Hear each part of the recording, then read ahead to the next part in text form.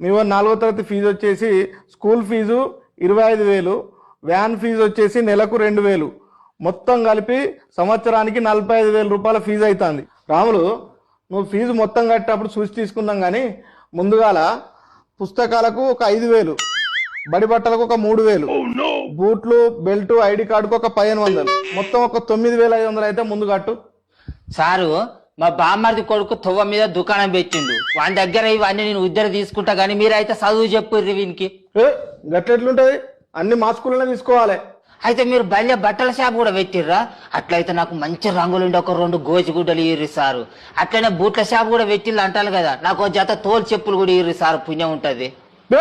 ఏం మాట్లాడుతున్నా రాములు? ఇది బడి, బట్టలు బూట్లు అమ్మే దుకాణం కూడా అయింది.